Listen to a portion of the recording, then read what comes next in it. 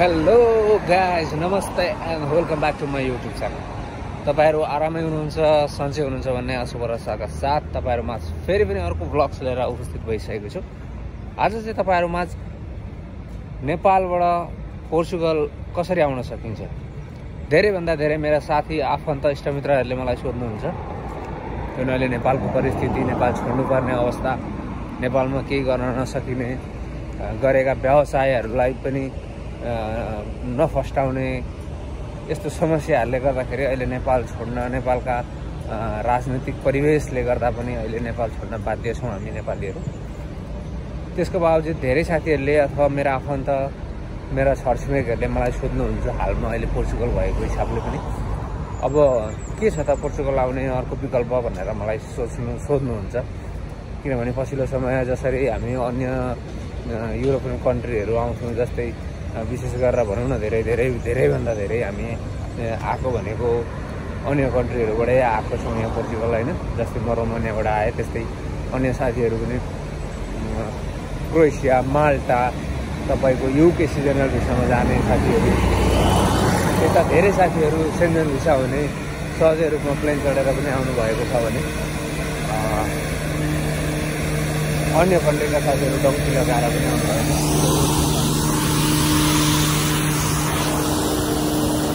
Donkey लगाएर पनि आउनुभएको छ। यसरी हामी पहिला आउने गर्थ्यौँ भने अब पछिल्लो समयमा चाहिँ तपाईँको फाइल लक बन्द भइसकेपछि अबको विकल्प के छ त भनेर धेरै साथीहरूले सोध्नुहुन्छ र त्यसको जिज्ञासा मेटाउनको लागि तपाईँहरूमा यो भ्लग लिएर आइसकेको छु। अब एउटै उपाय, एकदमै अलिकति खर्चिलो छ तर पनि भरपर्दो उपाय भनेको अहिलेको D1 भिसा भन्छ, होइन।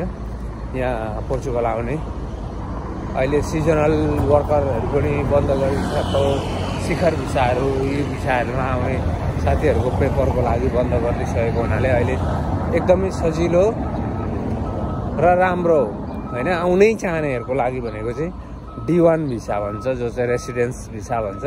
तपाईँ आएको यहाँ 1 महिनाभित्रमा चाहिँ तपाईँको बायोमेट्रिक कार्डहरू बनिने हुन्छ। जस्तो हामी जस्तो तपाईँको वर्षौँ लाग्दैन, होइन। त्यो चाहिँ बकाइदा पोर्चुगलकै भिसा लाएर आएको हुन्छ। त्यसैले गर्दा अहिलेको लागि, तर एकदमै नेपालमा खर्चिलो पनि छ यो। तपाईँको 20 लाखदेखि 25 लाख 30 लाखसम्म पनि लिएको पाइएको छ। यहाँ धेरै साथीहरू आउनुहुन्छ D1 भिसामा। विशेष गरेर D1 भिसामा आएर यहाँ आउने अनि कमाउने भन्दा पनि यहाँ विशेष व्यवसाय गर्ने, अन्य केही गर्न खोज्नेहरूको लागि भन्ने चाहिँ राम्रो हो। किनभने यो धेरै नै लगानी हो 20-25 लाख भनेको पोर्चुगलको लागि। किनभने यहाँ कमाइको हिसाबले अलिकति कमाइ छैन। तपाईँहरूले सुन्नु पनि भएको होला, यहाँ विभिन्न कामको समस्या, तपाईँको रुमको समस्याहरू धेरै नै छ। यहाँ पछिल्लो समयमा अलिकति सहज भएर आएको छ यो बन्द गरिकन। तर पनि अहिले पनि अब त्यति सहज भन्नाले त्यति सहजै रूपमा पाइहाल्ने अवस्था पनि छैन। फेरि तपाईँसँग स्किल छ, तपाईँले काम जान्नु भएको छ, यस्तो अवस्थामा चाहिँ अलिकति पाउन सक्ने सम्भावना चाहिँ छ। तर अन्य हिसाबले हो भने चाहिँ अलिकति गाह्रै देखिन्छ। त्यो भएर 20-25 लाख तिरेर आएर यहाँको कमाइ भनेको त्यही हो। अहिलेको बेसिक भनेको 870 हो, होइन। तपाईँ केही जान्नुहुन्न, तपाईँ नर्मली काम, अनस्किल काम गर्नुभयो यदि भने तपाईँले पाउने सेलरी भनेको 870 युरो हो। त्यसमा तपाईँको खाना बस्न सबै आफ्नै हुन्छ, होइन। कुनै रेस्टुरेन्टमा तपाईँको खाना त देला, तर सम्भवतः धेरै रेस्टुरेन्टहरूमा पाइँदैन। त्यो भएर खाना बस्न आफ्नै भनेर सम्झिनुपर्छ 870 मा, होइन।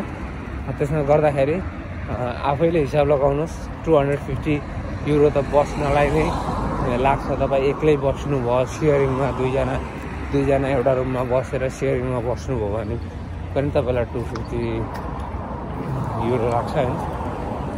खानामा नर्मली तपाईँलाई 150 युरो त लागिहाल्छ। अब हिसाब गर्नुहोस्, 400 युरो त्यहीँ गयो भने 870 मा कति बचाउनुहुन्छ? फोन खर्च, अन्य इत्यादि, साथीभाइ, भेटघाट र अन्य घर खर्च कटाएर तपाईँले कति बचाउनुहुन्छ आफै हिसाब गर्न सक्नुहुन्छ, होइन। यस्तै छ यहाँको। तर आउन चाहने हुँदाखेरि र तपाईँलाई नेपालमा काम गरिदिने भरपर्दो मान्छे अथवा माध्यम मेन पावर कन्सल्टेन्सी जे भनौँ होइन, त्यस्तो भएदेखि आउनै चाहनै तपाईँलाई एकदमै म चाहिँ जान्छु नै भन्ने छ भने चाहिँ यो चाहिँ एउटा विकल्प हो होइन तपाईँको लागि। त्यो भएर तपाईँ D1 भिसामा चाहिँ यसरी चाहिँ आउन सक्नुहुन्छ पोर्चुगल। र अहिले अन्य देशमा आएर यता आउने कुराहरूमा चाहिँ अहिले अलिक बन्द गरेको छ, पेपरहरू नबनिने, फाइल लक बन्द छ अहिले होइन। त्यो भएर अन्य प्रोसेसमा कसैले तपाईँलाई सिजनल भिसा अथवा अन्य कुनै पनि भिसामा भन्यो भने चाहिँ तपाईँ त्यसरी चाहिँ नआउनु होला। तपाईँको यहाँ आएर पेपर बनिँदैन। सबैभन्दा राम्रो D1 रेसिडेन्सी भिसा, जो चाहिँ तपाईँलाई चाहिँ पोर्चुगलको एकदमै भिसै लाएर आउनु भएको हुन्छ। यहाँ आएपछि तपाईँको 1 महिनाभित्रमा फिङ्गर बनिन्छ। अब त्यो बनाउनको लागि पनि यहाँको वर्क कन्ट्र्याक्टहरू इत्यादि विभिन्न डकुमेन्ट्सहरू त चाहिन्छ। सम्भवतः जसले तपाईँलाई यहाँ ल्याउँदैछ उसले नै सबै कुरोहरू गरिदिन्छ। तर उसले पनि तपाईँलाई कामको ग्यारेन्टी भन्ने चाहिँ यहाँ दिँदैन। तपाईँले आफै काम खोजेर गर्नुपर्ने हुन्छ। एकदमै रियर मान्छेहरूले मात्रै काम लगाइदिन्छ, नत्र भने तपाईँले आफै काम गर्नुपर्ने हुन्छ। त्यो पनि आएर होइन, तपाईँ कहाँ आएर बस्ने हो, कहाँ खाने हो, यी सम्पूर्ण कुराको आफैले तयारी गरेर आउनुपर्ने हुन्छ। तपाईँले आफैले गर्नुपर्ने हुन्छ। त्यो भएर एकदमै बुझेर आउनु साथी हो। मैले एउटा आउने माध्यम मात्रै भनेको, मैले आउनुहोस् गर्नुहोस् राम्रो छ यो छ त्यति खर्च गरेर आउनुहोस् भन्न चाहिँ चाहेको होइन। विशेष गरेर काम गरेर खाने जो पैसा कमाउँछु सर्ट टाइमको लागि अनि म घरै नेपालै फर्किने हो भन्नेहरूको लागि चाहिँ खासै उपलब्धिमूलक छैन यो। किनभने त्यत्रो खर्च गरेर आएर यहाँ हामीले कमाउन नसकेपछि पक्कै पनि त्यो भिसा हाम्रो लागि खासै उचित छैन होइन। तर यहाँ आउँछु, व्यवसाय गर्छु, मलाई एउटा चाहिँ यहाँ छिर्ने एउटा माध्यम मात्रै चाहिएको हो। त्यस पछाडि म कहाँ अर्का काम गर्ने र म केही गर्ने हो त्यहाँ भन्नेहरूको लागि चाहिँ फेरि त्यो एकदमै बेटर छ। र त्यसरी तपाईँहरू आउन सक्नुहुन्छ अहिलेको परिस्थितिमा।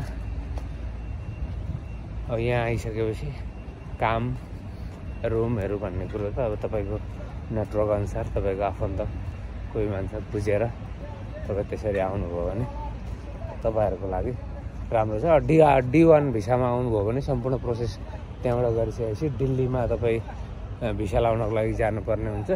तपाईँलाई यहाँ पोर्चुगलमा हुने बायोमेट्रिकको डेट पनि तपाईँलाई दिल्लीमै दिएर पठाउने गर्दछ। त्यो भएर त्यो पनि सजिलो छ। एकदमै तपाईँ आउन चाहनेहरूको लागि चाहिँ D1 भिसा चाहिँ पोर्चुगलको लागि एकदमै उचित छ।